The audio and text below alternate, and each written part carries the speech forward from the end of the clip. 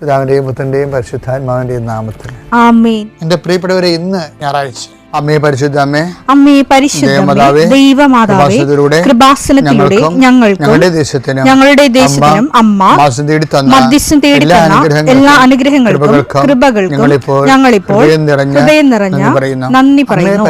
അമ്മേ പരിശുദ്ധമേ, ദൈവമാതാവേ, 2004 ഡിസംബർ 7 ഉച്ചകഴിഞ്ഞ് 2:30 കൃപാസനത്തിൽ സംഭവിച്ച അമ്മയുടെ പ്രത്യക്ഷപ്പെടലിനെ കുറിച്ച് തിരുസഭയ്ക്ക് സമർപ്പിച്ചിരിക്കുന്ന പഠനരേഖകളുടെ സഭാത്മകമായ പഠനം ആരംഭിക്കുവാൻ ഞങ്ങൾ പ്രാർത്ഥിക്കുന്നു. അമ്മേ പരിശുദ്ധമേ, ഭൂസ്വർലോകങ്ങളുടെ രാജ്ഞിയായ അങ്ങേയ്ക്ക് ഭൗമസംരക്ഷണത്തിനായി പ്രപഞ്ചപ്രകൃതിയെ തന്നെ തിരുസഭ പ്രതിഷ്ഠിക്കുവാൻ ഈ പ്രത്യക്ഷീകരണം വഴി ഇടയാക്കണമേ. പരിശുദ്ധമേ, ജപമാല മാതാവേ, സകല കൃപാസനം പ്രാർത്ഥനയോടും ചേർത്ത് ഞങ്ങളിപ്പോൾ പ്രാർത്ഥിക്കുന്ന ഈ കുടുംബത്തിന്റെ പ്രത്യേക നിയോഗം മക്കളെ, അമ്മയുടെ പ്രത്യക്ഷീകരണത്തിന്റെ ഈ അനുഗ്രഹവേളയിൽ ഞങ്ങൾക്ക് സാധിച്ചു തരുവാൻ കനിയണമേ.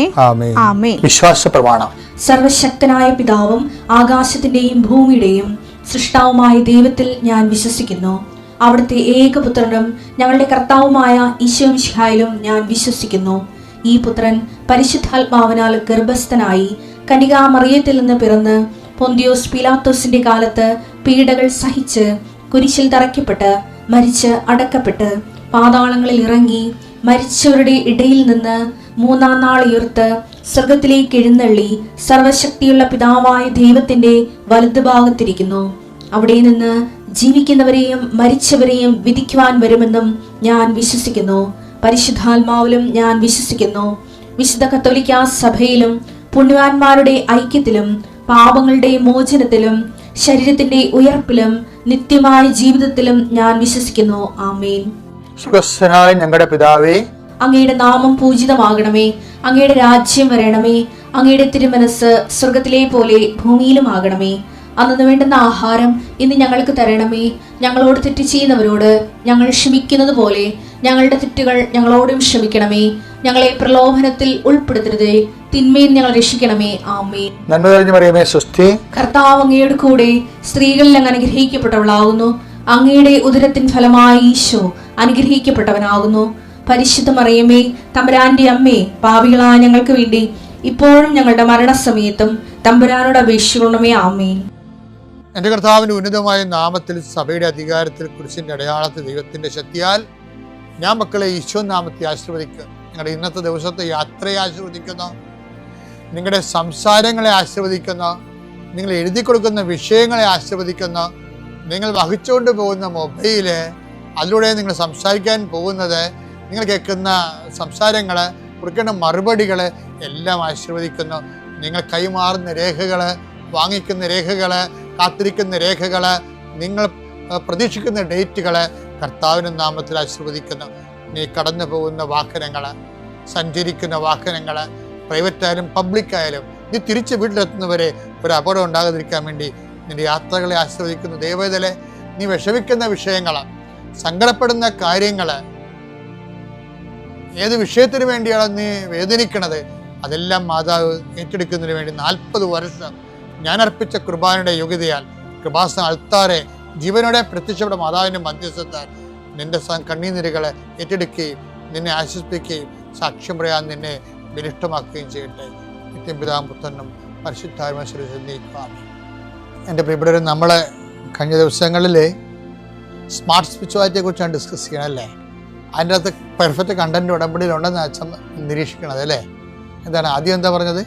സ്മാർട്ട് സ്പിരിച്വാലിറ്റി ആദ്യം നമ്മൾ പറഞ്ഞത്, ആദ്യ ദിവസം പറഞ്ഞത് മേലെന്ന് പറഞ്ഞത് എക്സ്പെർട്ടൈസേഷൻ, അതായത് അതിൻ്റെ അകത്ത് മലയാളം എന്ന് പറയുന്നത് നൈപുണ്യം, പ്രാവീണ്യം.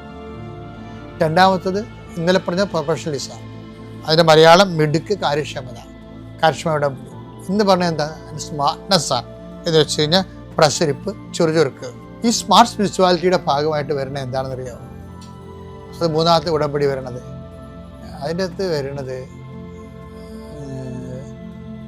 വിശ്വാസ കൈമാറ്റം തന്നെയാണ്. ശരിക്കും ചെയ്ത കാര്യങ്ങൾ, നമ്മൾ ചെയ്ത കാര്യങ്ങൾ, പ്രൊഫഷണലായിട്ട് ചെയ്ത കാര്യങ്ങൾ മറ്റുള്ളവരെ കൊണ്ട് ചെയ്യിക്കണം. അപ്പം എന്ത് ചെയ്യണം? മറ്റുള്ളവർക്ക് വചനം കൈമാറണം. അതാണ് എൻ്റെ സ്മാർട്ട്നെസ് എന്ന് പറയുന്നത്. ഇതെല്ലാം സുന്ദരമായിട്ട് ചെയ്യുന്ന ഫ്രഷ് ഹാൻഡ് പോലും ഉണ്ട്. എന്തെങ്കിലും കുഴപ്പമുണ്ടെങ്കിൽ ഞങ്ങൾ പാരമ്പര്യ കത്തോലിക്കരാണ്, ഞങ്ങൾക്കിതെല്ലാം അറിയാം, ഞങ്ങൾക്ക് കുഴപ്പമില്ല, ആവശ്യമില്ല, ഞങ്ങൾ ഉടമ്പടിയിൽ തന്നെയാണ് ജീവിക്കുന്നത്, അങ്ങനെ കുറേ ആൾക്കാരെ പറയത്തില്ലേ. അവർക്ക് റിസൾട്ട് അവർ ഉടമ്പടി എടുക്കുമ്പോൾ കിട്ടുന്ന റിസൾട്ട് ഞാൻ നോക്കിയിട്ട് കിട്ടുന്നത് ഒരു 35% റിസൾട്ടൊക്കെ ഉണ്ടാകുന്നു. എന്താ കാര്യം? അവർ പ്രീസപ്പോസ് ചെയ്യുന്നു. അവർ പറഞ്ഞു ഞങ്ങൾ ശരിക്കും പറഞ്ഞാലേ ഉടമ്പടിയിൽ വരുന്ന വിഷയം ഒരു ക്രിസ്ത്യൻ അവൻ്റെ ജീവിതത്തിൽ ചെയ്യേണ്ട കാര്യങ്ങൾ ഉടമ്പടിയിലുണ്ട്. പക്ഷേ എന്നിട്ട് പിന്നെ എന്തുകൊണ്ടാണ് ഇപ്പം ഇന്നൊരു സാക്ഷ്യം ഉണ്ടായിരുന്നത്? അതായത് അവർ പറഞ്ഞ ഇതാണ്, ഇന്നലെ ഒരു സാക്ഷ്യം ഉണ്ടായിരുന്നു. അവർ പറഞ്ഞ ഇതാണ്, ഞാൻ പള്ളികളിൽ പത്രം കൊടുക്കാറില്ല. എന്താ കാര്യം? പള്ളി എല്ലാവർക്കും അറിയാം ഉടമ്പടി. ഇപ്പോൾ ലോകത്തിലുള്ള എല്ലാവർക്കും ഉടമ്പടിയെക്കുറിച്ച് അറിയാം. അത് അവർ പറയണേ ഉടമ്പടി എടുക്കുന്നൊരു ചുരുക്കമാണെന്ന്. അപ്പം ഞാൻ ഓർക്കേ, എല്ലാവർക്കും അറിയാമെങ്കിൽ പിന്നെ എന്തുകൊണ്ടാണ് ചുരുക്കമാകുന്നത്? ചുരുക്കമാകുന്നതിൻ്റെ പ്രധാനപ്പെട്ട കാരണങ്ങളൊന്ന്, ഇവർക്ക് അറിയണമല്ല വിഷയം. ഉടമ്പടിയിൽ വരുമ്പോൾ എല്ലാവരും പറയുന്ന പോലെ ദൈവമായിട്ട് ചിട്ടയായ ഒരു ജീവിതം വരും. അതിൻ്റെ ഉഴപ്പന്മാർക്ക് അവർക്ക് അപ്പോഴേ അറിയാം തങ്ങളുടെ ഉഴപ്പ്. അപ്പോൾ ഇവർ പറയണത് ഞാൻ പാരമ്പര്യ കത്തോലിക്കനാണ്, ഞങ്ങൾക്ക് ഞായറാഴ്ച കുറാക്ക് പോകുന്നുണ്ട്, കുടുംബ പ്രാർത്ഥന ഉണ്ടെന്നൊക്കെ പറയണം. ഇതെല്ലാം കൂടി 20% വരുത്തും. നമ്മൾ ചെയ്യേണ്ട ജീവിതത്തിൻ്റെ ഒരു ക്രിസ്ത്യാനി ചെയ്യേണ്ടതിൻ്റെ 20% ചെയ്തിട്ടാണ് ഇവർ ക്ലെയിം ചെയ്യണത്. പക്ഷെ അത് കാരണമാണ് ഈ മുമ്പന്മാർ വന്നിച്ചും പിമ്പന്മാർ അവസാനം വന്നവർ തന്നെ ഈ വലിയ ഫലങ്ങൾ ഉണ്ടാക്കുന്നതിൻ്റെ കാരണം അവരിതെല്ലാം ആദ്യമായിട്ട് ചെയ്യും. ഇപ്പം 40 കൊല്ലം 60 കൊല്ലം കത്തോലിക്കനായിട്ട് ജീവിച്ചിട്ട് ഒരു മനുഷ്യനെ പോലും വിശ്വാസത്തിലേക്ക് കൊണ്ടുവരാത്ത എന്തുമാത്രം മനുഷ്യരുണ്ട്. എത്ര വേസ്റ്റ് ജന്മങ്ങൾ മരിച്ചു പോയിട്ടുണ്ട്. ഇപ്പം ഞാൻ പള്ളിയിൽ ഫൊറോണ വികാരി ആയി ഇരുന്നിട്ടുണ്ട്. അപ്പോൾ ഒരു പള്ളിയിൽ ഫൊറോണ വികാരിയായിട്ടിരിക്കുകയാണ്. അപ്പോൾ അവിടുത്തെ പ്രശ്നം എന്ന് പറയുന്നത് അത് പാരമ്പര്യ പള്ളിയാണ്. കാരണം 9-ാം നൂറ്റാണ്ടിൽ 8-ാം നൂറ്റാണ്ടിൽ ഉണ്ടായ പള്ളിയാണ്. അപ്പം അവിടെ ഈ മരിച്ചവരുടെ അടിയന്തരം എന്ന് പറയണത് നമ്മൾ ഒരു മാസം മുഴുവൻ ഇരുന്നിട്ട് പ്രാർത്ഥിക്കേണ്ടി വരും. ഇവർക്ക് വേണ്ടി നമ്മൾ വെയിലത്ത് നിൽക്കണം. കാര്യം ആൾക്കാർ നിന്ന് അനിതായും റെസ്പോൺസൊക്കെ ചെല്ലിച്ചുകൊണ്ടിരിക്കും ഓഫീസിൽ. അപ്പോൾ നമുക്ക് തോന്നുകയെ ശരിക്കും പറഞ്ഞാൽ നമ്മൾ വെയിൽ കൊള്ളുന്നുണ്ട്, അതിൻ്റെ പേരിൽ പനിയും ഒടുങ്ങിപ്പോവുകയൊക്കെ ചെയ്യും. പക്ഷേ ഈ പാർട്ടിക്ക് വേണ്ടി നമ്മൾ ഇതൊക്കെ പ്രാർത്ഥിക്കേണ്ടതാണ്. എന്താ കാര്യം അറിയാമോ? ഇവർക്ക് വേണ്ടി ജീവിച്ച് ചത്തുപോയ ആൾക്കാരല്ലേ. ദൈവത്തിന് വേണ്ടി ഒരു മനുഷ്യനെപ്പോലും വിശ്വാസത്തിലേക്ക് കൊണ്ടുവരാതെ മരിച്ചു പോകുന്നതിനേക്കാൾ എന്തൊരു ശാപമുണ്ട്.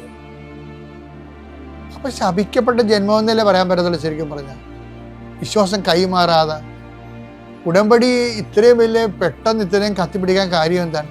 വിശ്വാസ കൈമാറ്റമാണ്. ആരെയും നിർബന്ധമായിട്ട് മതപരിവർത്തനം നടത്തണമല്ലേ, അങ്ങനെ ഒരു ചരിത്രം നമുക്കില്ല. പക്ഷെ ക്രിസ്തു എല്ലാവർക്കും വേണ്ടിയുള്ളതാണ്.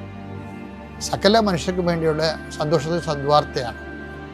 അത് പറയാനും പഠിപ്പിക്കാനും വേണ്ടി തന്നെയാണ് ഈ പട്ടം വാങ്ങിച്ചിരിക്കുന്നതല്ല. പള്ളിയിൽ പോയി കല്യാണം പെരുന്നാളും നടത്താനല്ല. അതിൻ്റെ ബേസിക് സാധനം എന്താണ്? പ്രിയ മകനെ. ആദ്യം തന്നെ ബൈബിൾ നമ്മളെ കൈവച്ച് തരുമ്പോൾ ഡീക്കനാകുമ്പോൾ സമയത്ത് തന്നെ മെത്താച്ച എന്താ പറയുന്നത്? പ്രിയ മകനെ, നീ ഇത് വിശ്വസിക്കണം, വിശ്വസിക്കണത് നീ ജീവിക്കണം, ജീവിക്കണത് നീ മറ്റുള്ളവർക്ക് കൈമാറണം. അതാണ് സംഭവം. അപ്പോൾ പട്ടം മേടിച്ചിരിക്കുന്ന ഈ പരിപാടിക്കാണ്. അതാണ് ആ ഒരു സാധനം മൊത്തമാണ് ഈ ഉടമ്പടി വരണത്. അതുകൊണ്ട് ഈ സ്മാർട്ട്നെസ് വരണത്. എന്താണ്? നമുക്ക് പ്രസംഗിക്കാൻ അറിയാൻ പാടില്ലെങ്കിലും നമുക്കൊരു സാക്ഷ്യം കിട്ടിയാൽ നമ്മൾ അനുഭവങ്ങൾ പറയും. അപ്പം അത് വിശ്വാസ കൈമാറ്റമായി. കാരണം നമ്മൾ പറഞ്ഞില്ലെങ്കിൽ ഒരു ബന്ധമില്ലാത്ത കാര്യം ആദ്യമേ അടിച്ചു തരി കയറി പറയുമ്പോൾ നമ്മുടെ കാര്യത്തിൽ തീരുമാനമാകും. അവനെ അനുഭവം കിട്ടുമ്പോൾ അവൻ പറയും. അവനിതുപോലെ വിശ്വാസത്തിൻ്റെ വിഷയങ്ങൾ മറ്റുള്ളവർക്ക് അറിയിക്കുകയും കൊണ്ടുനടന്ന് അറിയിക്കും. അതുകൊണ്ട് ഇതാണ് ഇതിൻ്റെ സ്മാർട്ട്നെസ് എന്ന് പറയുന്നത്. എന്താണ്? അനുതാപം. സുവിശേഷം വിശ്വസിക്കണമെന്ന് തന്നെ അനുദപിക്കും. അതിനുശേഷം സുവിശേഷം വിശ്വസിച്ച സുവിശേഷം അതുപോലെ ചെയ്യാൻ വേണ്ടി മറ്റുള്ളവരെ അതുപോലെ ചെയ്യും. നമ്മൾ അതാണ് പ്രൊഫഷണലിസം. ചെയ്ത കാര്യങ്ങൾ മറ്റുള്ളവർക്ക് പറഞ്ഞു കൊടുത്ത് അവരെ കൊണ്ടും ചെയ്യിക്കും. അതാണ് സ്മാർട്ട് സ്പിരിച്വാലിറ്റിയുടെ പ്രത്യേകത എന്ന് പറയുന്നത്.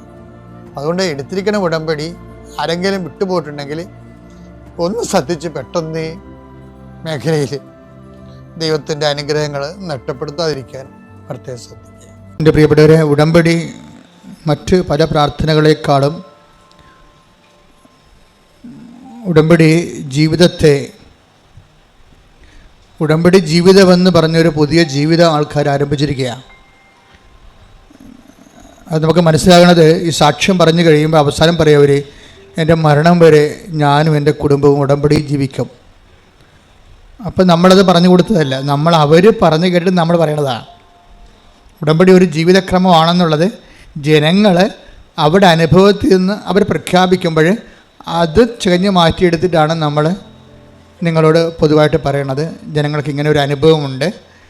ഉടമ്പടി ഒരു സാധാരണ ഒരു വിശ്വാസത്തിൻ്റെ പ്രയോഗം അല്ല, എക്സ്പ്രഷൻ അല്ലെ പ്രഖ്യാപനം എന്നതിനേക്കാൾ ഉപരി ഉടമ്പടി അതിൽ തന്നെ ഒരു ജീവിതക്രമമായിട്ട് മാറുകയാണ്. അതുകൊണ്ടാണ് പുതുക്കുന്നവരുടെ എണ്ണം ഇപ്പോൾ കൂടിയിരിക്കുന്നത്. പണ്ട് നിങ്ങൾക്കറിയാമല്ലോ, ഉടമ്പടി തുടങ്ങിയ കാലത്ത് 16, 17, 18 കാലഘട്ടങ്ങളിൽ ഉടമ്പടി പുതുക്കുന്നത് 1/3 പേരായിരുന്നു. ഉടമ്പടി എടുക്കുന്നതിൻ്റെ 1/3 പേരെയാണ് ഉടമ്പടി പുതുക്കത്തുള്ളത്. അത് അന്ന് 90 ദിവസത്തേക്ക് വേണ്ടി മാത്രമുള്ള ഒരു പ്രത്യേകമായ ഒരു പ്രത്യേക വിഷയബന്ധിയായ ഒരു പ്രാർത്ഥനയായിരുന്നു. ജോലിയില്ല, വീടില്ല, വിവാഹം നടക്കണില്ല, വിഷയം. ഉടമ്പടി തുടക്കുന്ന കാലത്ത് 16 തുടങ്ങി 17, 18, 19, 20, പിന്നെ കോവിഡ് കാലം 20 വരുമ്പോൾ കോവിഡാവും. അതുവരെ ഇങ്ങനെ ഉടമ്പടി ഒരു വിഷയബന്ധിയാണ് നിന്നത്. അതുകൊണ്ട് ആൾക്കാർ ഒരു 90 ദിവസം ആകുമ്പോൾ വിഷയബന്ധിയായുള്ള ആൾക്കാർ അത് സ്റ്റോപ്പ് ചെയ്യും. ഞങ്ങളുമുണ്ട് വിഷയബന്ധിക്കാരെ, പിന്നെ നിങ്ങൾ കണ്ടിന്യൂ ചെയ്യണമെന്ന് ഞങ്ങളും പറയത്തില്ല.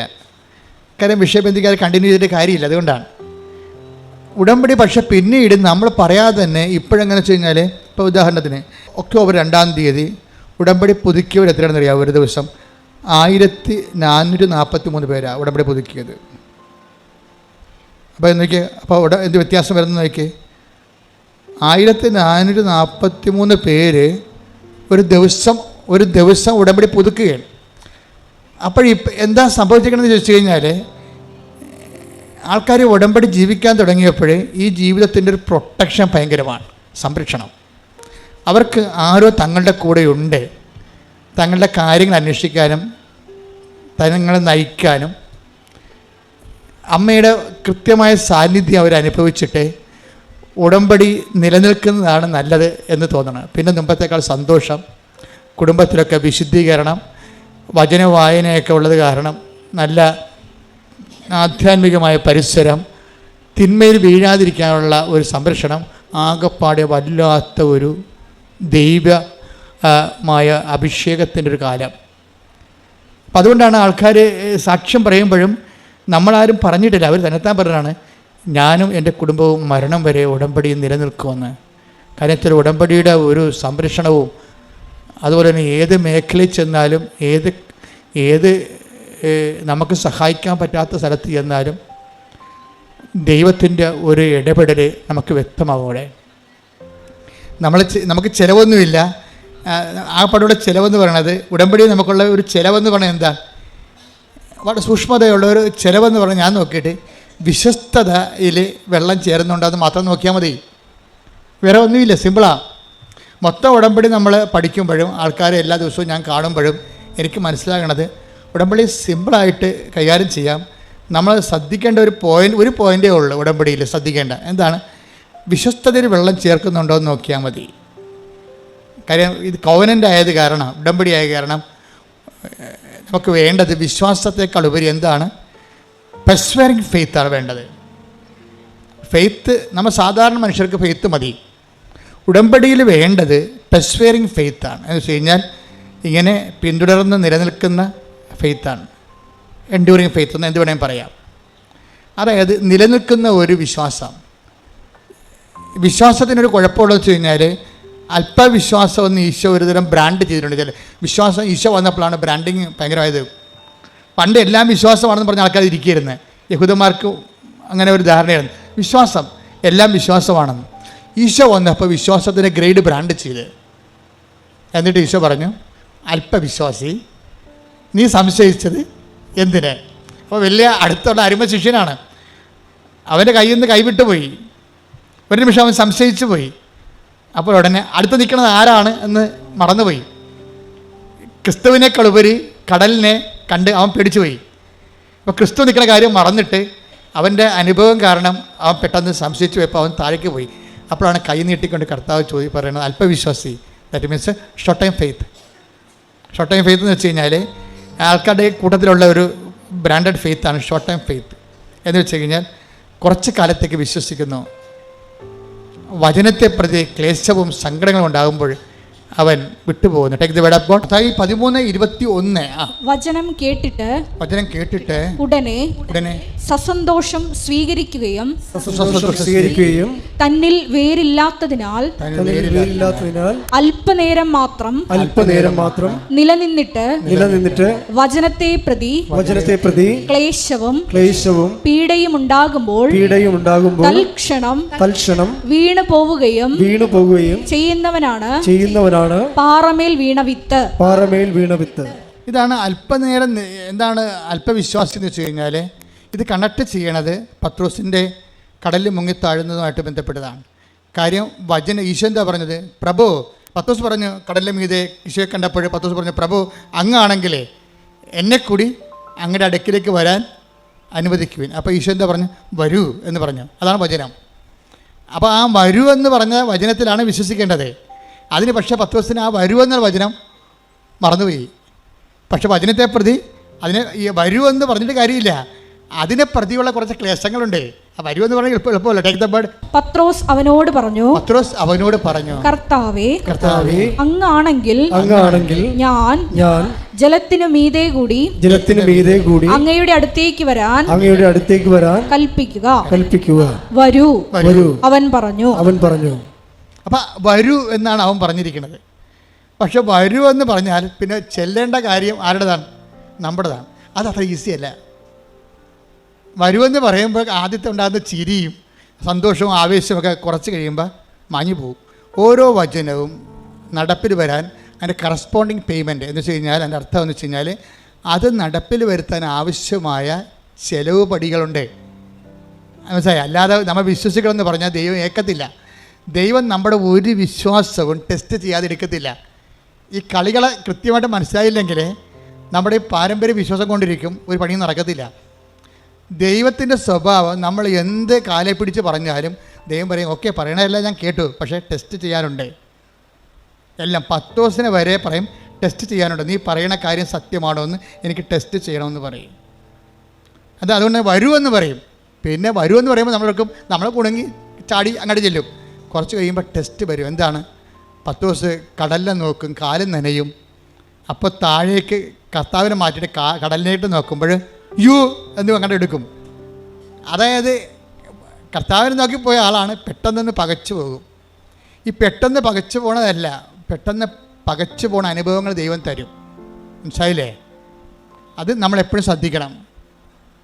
പെട്ടെന്ന് പകച്ചു പോണതല്ല, പെട്ടെന്ന് നമുക്ക് പകച്ചു പോകുന്ന രീതിയിലുള്ള അനുഭവങ്ങൾ ദൈവം തരും. ഇപ്പം നിങ്ങൾ ഭർത്താവിൻ്റെ കള്ളുകുടി മാറാൻ പ്രാർത്ഥിച്ച്, അല്ലെങ്കിൽ അയാളുടെ സംശയ രോഗം മാറാൻ വേണ്ടി പ്രാർത്ഥിച്ചു. അപ്പോൾ 2 ദിവസം അയാളുടെ സംശയം മാറി. അപ്പോൾ ദൈവമേ ഉടമ്പടി ഏറ്റ്, നേരത്തെ പോകേണ്ടതായിരുന്നു എന്നൊക്കെ പറയും. കുറച്ച് കഴിയുമ്പോൾ അയാൾക്ക് പണ്ട് പത്രക്കാരനെ മാത്രമേ സംശയം ഉണ്ടായിരുന്നുള്ളൂ, ഇപ്പോൾ ഇൻസ്റ്റാൾമെൻറ്റുകാരനെ കൂടി സംശയമായി. അതാണ് പ്രശ്നം. ഒരാഴ്ച പുള്ളിക്ക് കുഴപ്പമൊന്നുമില്ലായിരുന്നു, പത്രക്കാരനെ മാത്രമേ പുള്ളിക്ക് പണ്ട് സംശയം ഉണ്ടായിരുന്നു. ഉടമ്പടി എടുത്തപ്പോൾ ഇൻസ്റ്റാൾമെൻറ്റുകാരനെ കൂടി സംശയമായി. പകച്ചു പോയി നമ്മൾ പെട്ടെന്ന്. അപ്പോൾ എന്ത് ചെയ്യും? ഇനിയിപ്പോൾ നീലത്തിരി കത്തിച്ചിട്ട് എന്ത് കാര്യം, പച്ചത്തിരി കത്തിച്ചിട്ട് എന്ത് കാര്യം? കണ്ട സംഭവത്തിൽ പേയ്മെൻറ്റ് വരണം. കണ്ടില്ലേ? ഇതിൻ്റെ ഉടമ്പടി വഴികളിലുള്ള പേയ്മെൻറ്റ് നോക്കണം. അത് ഇതിനകത്ത് നമ്മൾ എന്ത് വിശ്വസിക്കണമെന്ന് പറഞ്ഞാലും നമ്മുടെ അപ്പനേക്കും അമ്മയേക്കും മക്കളും എല്ലാവരും ഏക്കും, പക്ഷേ ദൈവം മാത്രം ഏക്കത്തില്ല. ടെസ്റ്റ് ഉണ്ടെന്ന് പറയും.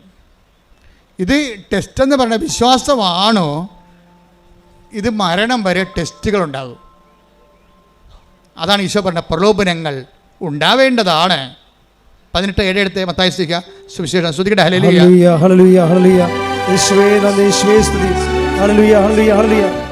മത്തായി 18:7. പ്രലോഭനങ്ങൾ നിമിത്തം ലോകത്തിന് ദുരിതം. ഇത് വളല്ലേ പ്രലോഭനങ്ങൾ ഉണ്ടാകേണ്ടതാണ്. മാറ്റാൻ പറ്റത്തില്ല. പ്രലോഭനങ്ങൾ നിമിത്തം ലോകത്തിന് എന്ന് പറഞ്ഞ പ്രലോഭനങ്ങൾ നിമിത്തം ലോകത്തിന് ദുരിതം. അല്ല, പ്രലോഭനം നല്ലതല്ല, ദുരിതം തന്നെയാണ്.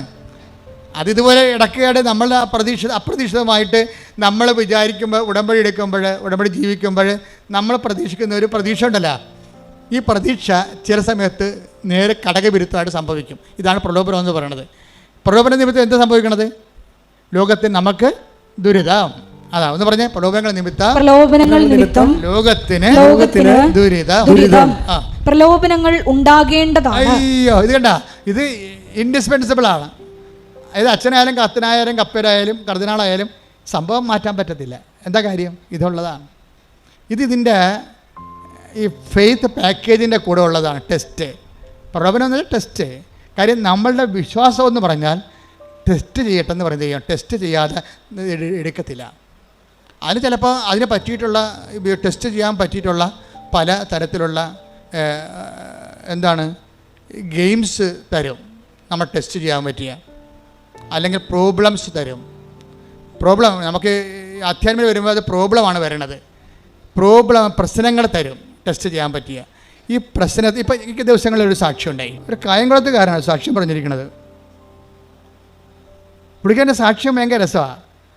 പുള്ളിക്കാരനും വൈഫും ആണ് വിഷയം. എന്നുവെച്ച് കഴിഞ്ഞാൽ അവർക്ക് 8 കൊല്ലമായി അവർ കല്യാണം കഴിച്ചിട്ട് ഇതുവരെക്കും മക്കളില്ല. ഞാൻ കത്തോലിക്കനൊക്കെയാണ്, പക്ഷേ എനിക്ക് വിശ്വാസമൊന്നുമില്ല എന്ന് പറയും. എന്തൊരു കഷ്ടമാണല്ലേ, എന്തൊരു കഷ്ടമെന്ന് വെച്ചാൽ വല്ലാത്ത കഷ്ടമാണ്. ദൈവം എല്ലാ സംവിധാനവും വിശ്വാസത്തിന് കൊടുത്തിട്ടും കോടികൾ മുടക്കി അച്ഛന്മാരെയും പള്ളികളെയും എല്ലാം സ്ഥാപിച്ചിട്ടും കുറേ ആൾക്കാർക്ക് വിശ്വാസമില്ലെന്ന് പറഞ്ഞാൽ അത് അയാളുടെ മാത്രം ഫോൾട്ടാണ്, ദൈവത്തിൻ്റെ അല്ല. ദൈവം എല്ലാ സാഹചര്യവും ഉണ്ടാക്കിയിട്ടുണ്ട്. അയാളുടെ സാഹചര്യത്തിനും വേണ്ടിയോ അല്ലെങ്കിൽ മറ്റുള്ള മുമ്പിൽ കേമത്വം നടിക്കാനോ അത് സ്വന്തമായിട്ട് എടുത്തിട്ടുള്ള കാര്യങ്ങളാണത്. അതിനകത്ത് ആർക്കും പങ്കില്ല. കാര്യം ദൈവം ഇപ്പം ഞങ്ങളെപ്പോലെയുള്ള ഒരു ഫുൾ ടൈമേഴ്സാണ്. ഒരു സഭയിലും കാണത്തില്ല ഫുൾ ടൈമേഴ്സ്. കാത്തലിക് പ്രീസ്റ്റ് ഞങ്ങൾ ഫുൾ ടൈമേഴ്സാണ്, സിസ്റ്റേഴ്സും ഫുൾ ടൈമറാണ്. ഈ ഒരു വിശ്വാസത്തിന് വേണ്ടി ജീവിതം വീട്ടിൽ നിന്ന് ഇറങ്ങി പോകുന്ന ആൾക്കാരാണ്. വീട്ടിൽ നിന്ന് ഇറങ്ങി ഒരു ജന്മം മൊത്തം പോയി പഠിച്ച് തിരിച്ച് നിങ്ങളടുത്ത് വരുമ്പോൾ സഭയുടെ ചിട്ടവട്ടങ്ങൾ ബിഷപ്പൊക്കെ എന്നാ പറയണമെന്ന് കേട്ടിട്ട് അതനുസരിച്ച് അനുദിനം ജീവിക്കുന്ന ആൾക്കാരാണ്. ഞങ്ങളുടെ ഇടയിൽ ആർക്കെങ്കിലുമൊക്കെ എന്തെങ്കിലും ഷോർട്ട് കമ്മീസ് വല്ലപ്പോൾ ഉണ്ടാവും. അത് 100-ൽ ഒരാൾക്കാർ 1000-ൽ ഒരാൾക്കാരുണ്ടാവും.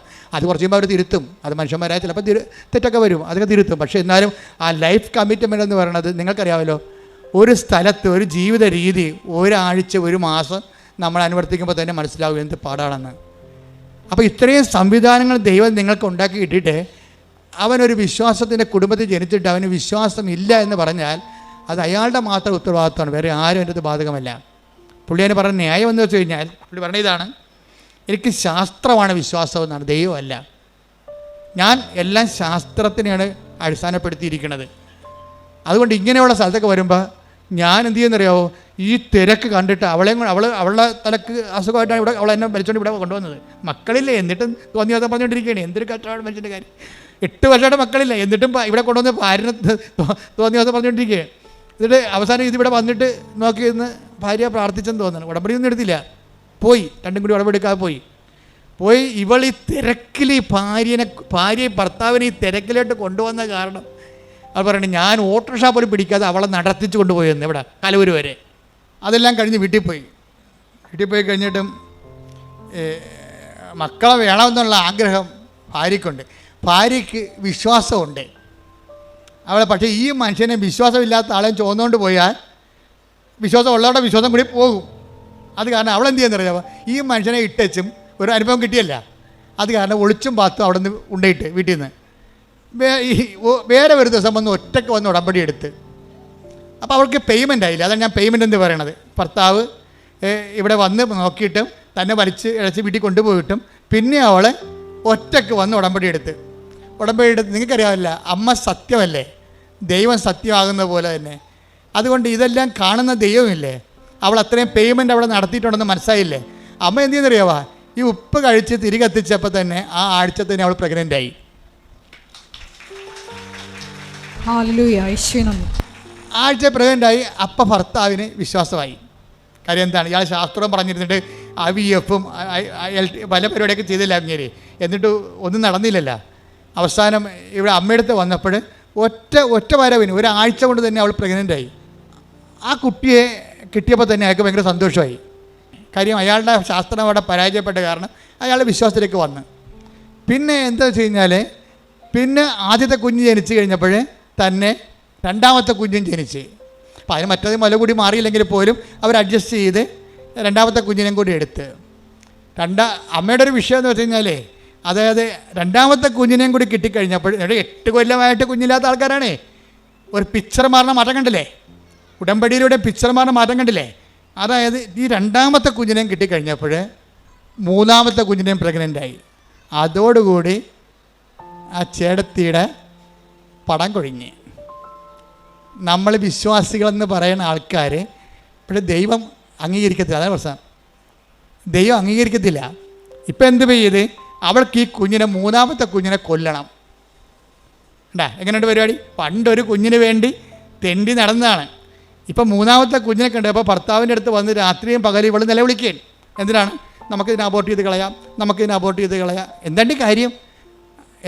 ഒരു കുഞ്ഞിനെ എങ്ങനെയാണ് കൊല്ലണേടി, നീ എന്താ ഇങ്ങനെ പറയണത്? അപ്പോൾ അയാൾക്ക് വിശ്വാസം ഇല്ലെന്ന് പറഞ്ഞെങ്കിലും ഇപ്പോൾ വിശ്വാസം കിട്ടിയപ്പോൾ അയാൾക്ക് സത്യസന്ധമായ വിശ്വാസം കിട്ടി. അയാൾ പറയണത് കൊലപാതകമല്ലേ ഇവൾ പറയണത്. വെച്ചാൽ നമുക്ക് എന്തെങ്കിലും കിട്ടുമ്പോൾ നമുക്കൊരാശ്വാസം സന്തോഷം ഉണ്ടാകുമ്പോൾ വിശ്വാസമുണ്ട്. ആ വിശ്വാസത്തിന് വേണ്ടി നമ്മൾ വില കൊടുക്കേണ്ടി വരികയാണെങ്കിൽ, അയ്യോ എൻ്റെ 5 പൈസ ഇല്ലെന്ന് പറയും, ഞാൻ ചെയ്യത്തില്ല, നമുക്ക് വേണ്ടെന്ന് പറയും. കണ്ട, ഇത് ഇങ്ങനെയൊക്കെയുള്ള കള്ള വിശ്വാസങ്ങൾ ആൾക്കാർക്കുണ്ട്. അതാണ് വിശ്വാസത്തിൻ്റെ ഗ്രേഡ് തിരിക്കണതിൻ്റെ കാര്യം. വലിയ വിശ്വാസം, ചെറിയ വിശ്വാസം എന്നൊക്കെ ഈശോ പറയത്തില്ലേ. അതിൻ്റെ കാര്യം അല്പവിശ്വാസമുണ്ട്, ചെറിയ വിശ്വാസമുണ്ട്, വലിയ വിശ്വാസമുണ്ട്. അപ്പോൾ ഈ വിശ്വാസത്തിന് പേയ്മെൻറ്റ് കൊടുക്കണ അനുസരിച്ചാണ് വിശ്വാസം വലുതാകണത്. ദൈവം എപ്പോഴും നോക്കണത് വലിയ വിശ്വാസം എന്നാണ് പറയണതെന്നുണ്ടെങ്കിലും അതിൻ്റെ ട്രൂ ഫെയ്ത്ത് എന്നാണ് ഉദ്ദേശിക്കുന്നത്. സത്യവിശ്വാസം എന്ന് വെച്ചാൽ ടെസ്റ്റഡ് ഫെയ്ത്താണ് സത്യവിശ്വാസം, അന്ന് കള്ളൻ അല്ല. ഇപ്പം ഇവൾക്ക് വിശ്വാസം ഒരു ടെസ്റ്റ് കൊടുത്തിരിക്കുകയാണ്. ഇവൾ എന്തുകൊണ്ടാണ് രാത്രിയും പകലും ഉറക്കവുമില്ല, ഊണുമില്ല, ഇവൾക്ക് ഡിപ്രഷനായി. പ്രഗ്നൻ്റുമാണ്, ഇവൾ ഡിപ്രഷനുമാണ്. ഇവളെ കൊണ്ട് സൈക്കാട്രി കാണിക്കേണ്ടി വന്ന അവസാനം. ഭർത്താവിനാണെങ്കിൽ കുഞ്ഞിനെ കൊല്ലാൻ താല്പര്യമില്ല, ഇവളാണെങ്കിൽ കുഞ്ഞിനെ കൊന്നേ മതിയാകത്തുള്ളൂ. എന്നാടി കാര്യം എന്ന് പറയുമ്പം ആൾക്കാരൊക്കെ കളിയാക്കണം എന്നാണ് കാര്യം. കണ്ടാ നോക്കിയേ. അപ്പോൾ ദൈവം അവിടെ ഇല്ല.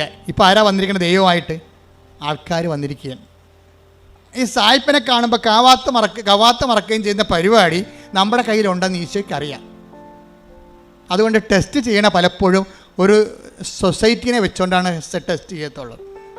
രഹസ്യമായിട്ടുള്ള പരിപാടിയൊന്നുമില്ല. രഹസ്യത്തിൽ അനുഗ്രഹം അടിച്ചു മാറ്റിയിട്ട് സാക്ഷ്യം പറയാൻ പോകാമെന്ന് പറഞ്ഞിരിക്കുന്നത് പോതില്ല. ഓന്തോടിയ വെയിൽ വരെ, ചെമ്മീൻ ചാടിയ ചട്ടി വരെ നീ തിരിച്ചു വരേണ്ടി വരും. ദൈവത്തിനെ പറ്റിച്ചിട്ട് അനുഗ്രഹം അടിച്ചു മാറ്റിയിട്ട് ആരോടും അറിയാതെ തൻ്റെ കേമത്തമാണെന്ന് പറഞ്ഞുകൊണ്ട് ഇരുന്ന എൻ്റെ പൊന്നു മകനെ മകളെ, ഇവിടെ തന്നെ നീ വരേണ്ടി വരും. വന്നു കഴിഞ്ഞാൽ ഒറ്റ നടക്കി സംഭവം പോകത്തില്ല. എന്താ കാര്യം? നീ ഫ്രോഡാണെന്ന് ദൈവത്തിന് ആദ്യമേ മനസ്സിലായതാണ്. ഒരിക്കലും നമ്മളോർക്കാം, നിങ്ങൾക്ക് ഭർത്താവിനെ പറ്റിക്കാം, നാട്ടുകാരെ പറ്റിക്കാം, അയൽവാസിനെ പറ്റിക്കാം. ദൈവത്തിനെ പറ്റിച്ചാൽ ആ പാട് അവിടെ കിടക്കും.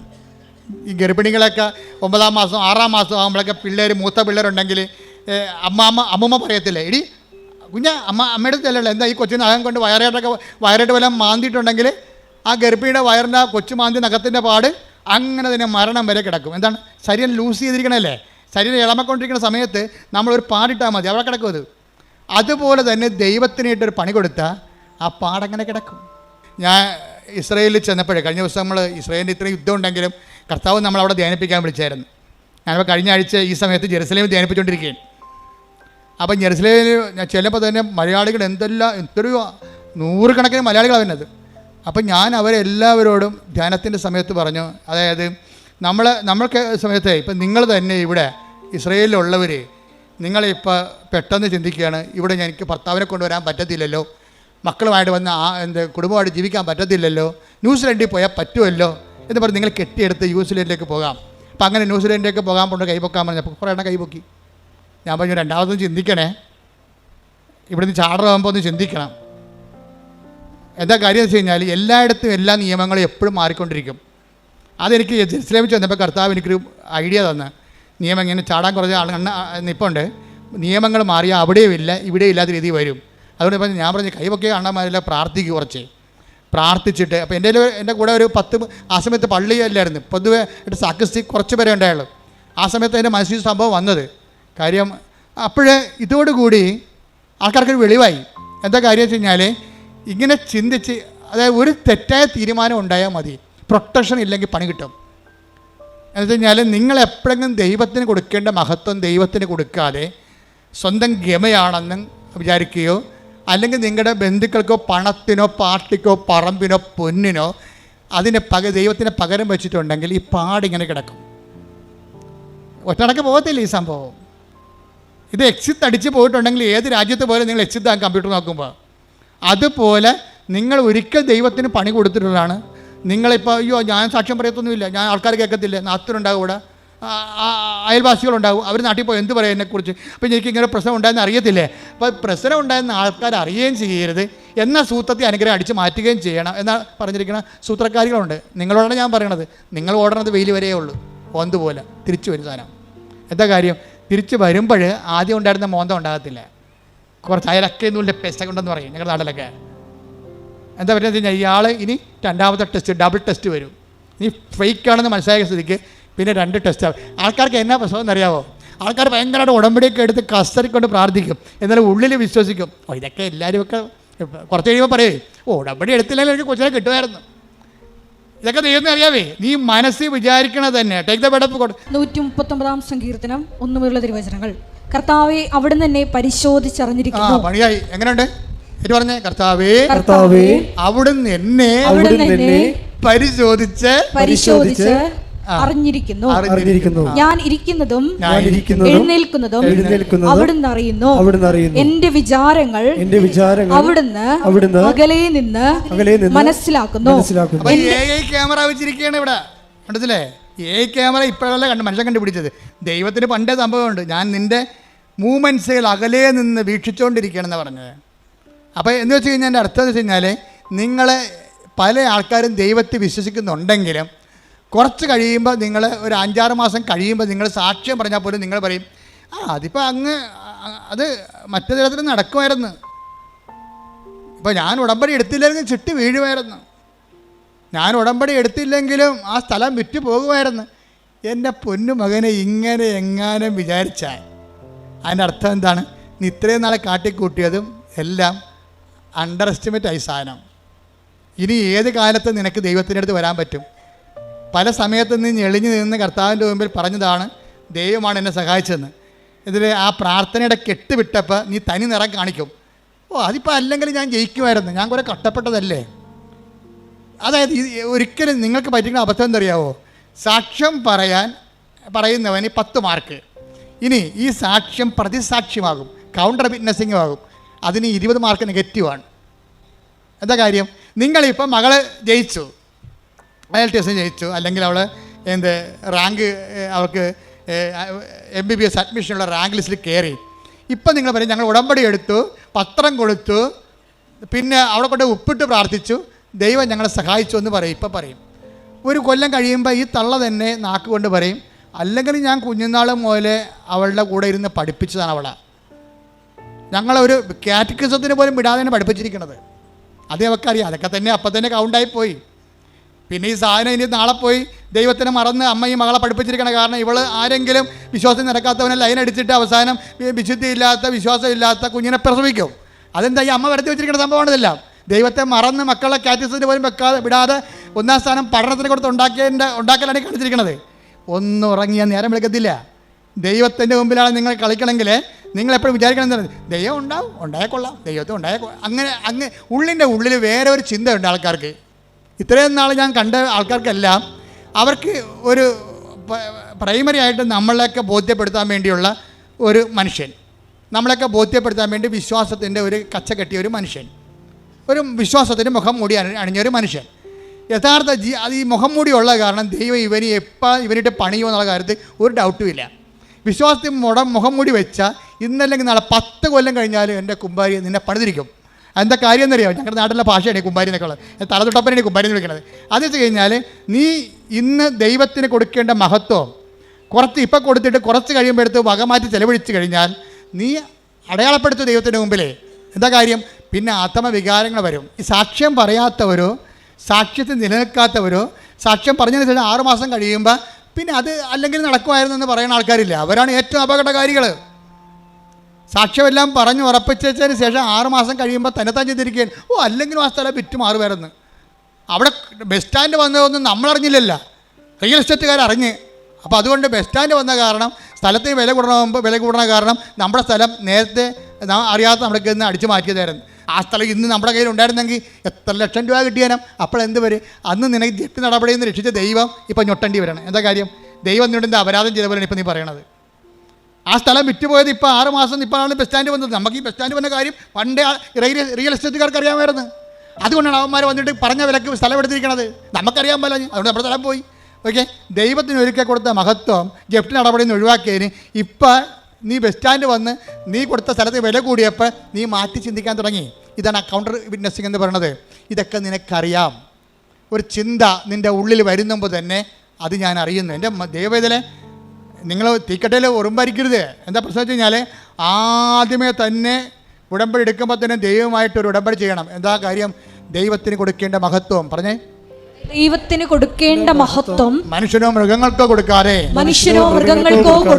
എന്റെ മരണം വരെ ദൈവത്തിന് മാത്രമേ കൊടുക്കൂ. അപ്പൊ ഈ മേഖലയിലെ കോളം കൃത്യമായിട്ട് പൂരിപ്പിച്ച പിന്നെ കുറച്ച് ആശ്വാസമായി. എന്താ കാര്യം? ഇനി നമുക്ക് പ്രശ്നമില്ല. നമ്മൾ ദൈവമായിട്ട് വിശ്വസ്തത എന്നുള്ള വിഷയത്തിൻ്റെ ഭാഗമായിട്ട് വരുന്ന പഠനങ്ങളാണിത്. ഉടമ്പടി എടുത്തതിന് ശേഷം സാക്ഷ്യം പറഞ്ഞതിന് ശേഷം പിന്നെ 6 മാസം കഴിയുമ്പോൾ സാക്ഷ്യം മറിച്ച് ചിന്തിക്കുമ്പോൾ അവിശ്വസ്തതയാണ് അവിടെ വരണത്. അപ്പോൾ അത് വിശ്വസ്തതയിൽ ഉടമ്പടിയുടെ കാര്യത്തിൽ വിശ്വസ്തത മരണം വരെയാണ് വരണത്. അപ്പം അങ്ങനെ വരുമ്പോൾ എന്താ വെച്ച് കഴിഞ്ഞാൽ ദൈവം ഒരാളെ വിശ്വസിച്ച് പോയാൽ അയാളുടെ ക്വാളിറ്റി ആയിരിക്കും അത്. അല്ല ഓരോ അണ്ണന്മാർ വന്ന് അങ്ങോട്ട് ഉന്തുമ്പോൾ അങ്ങോട്ട് പോകും, ഇങ്ങോട്ട് ഉന്തുമ്പോൾ ഇങ്ങോട്ട് വരും, അങ്ങനെ എടുക്കത്തില്ല. അവിടെ ക്വാളിറ്റിയാണ്. അതിപ്പോൾ ഞാൻ അങ്ങനെ ചെയ്തു പോയി, അയാളപ്പം അങ്ങനെയോട് പറഞ്ഞപ്പോൾ എനിക്ക് അതാണ് സത്യമെന്ന് വിചാരിച്ച് ഞാൻ ഈ ദൈവത്തിനെതിരെ സംസാരിക്കുന്നതിന് വെച്ച് പൊറപ്പിക്കത്തില്ല. നിങ്ങൾ എന്നെക്കുറിച്ച് എന്ത് ചുക്ക് സംസാരിച്ചാൽ എനിക്ക് പ്രശ്നമില്ല. ഞാൻ നിങ്ങൾ മരിച്ചു പോയിട്ട് മണ്ണടിക്കുന്ന ആൾക്കാരാണ്. നിങ്ങൾ എന്നെ അംഗീകരിച്ചുകൊണ്ട് എനിക്ക് എന്നാ കിട്ടാനാണ്? ഒന്നും കിട്ടാനില്ല. പക്ഷേ ഞാൻ കർത്താവിൻ്റെ വചനമാണ് നിങ്ങൾ പറഞ്ഞിട്ടുണ്ടെങ്കിലല്ല ദൈവത്തിൻ്റെ ദിവസം എനിക്കൊരു ഓർമ്മ കിട്ടും. എനിക്കത് മതി. അതുകൊണ്ടാണ് ഞാൻ ഇങ്ങനെ മോശമായിട്ട് സംസാരിക്കണത്. ജനങ്ങളെ വിശുദ്ധീകരിക്കാനും ശക്തീകരിക്കാനും മരണം വരെ ദൈവത്തിൻ്റെ തിരുസന്നിധിയിൽ കർത്താവിൻ്റെ വിശുദ്ധമായ രക്തത്തെ വീണ്ടെടുക്കപ്പെട്ട ദൈവത്തിൻ്റെ അവകാശമായി നിങ്ങൾ സംരക്ഷിക്കാനുള്ള ബാധ്യതയ്ക്കാണ് ഈ പട്ടം മേടിച്ചിരിക്കുന്നത്. ഞാൻ എന്തെങ്കിലും നിങ്ങൾ പറയുന്നത് വെച്ച് കഴിഞ്ഞാൽ ഞാൻ നിങ്ങൾ നിശ്ചയിക്കൽ ചെയ്യണത് നിങ്ങൾക്ക് ഉപ്പായിക്കൊണ്ട് നിങ്ങൾ കേടുവരാതെ സൂക്ഷിക്കപ്പെടണമെന്നുണ്ട്. എവിടെ വരെയാണ്? നിത്യതയിൽ ദൈവത്തെ കണ്ടെത്തുന്നവരെ.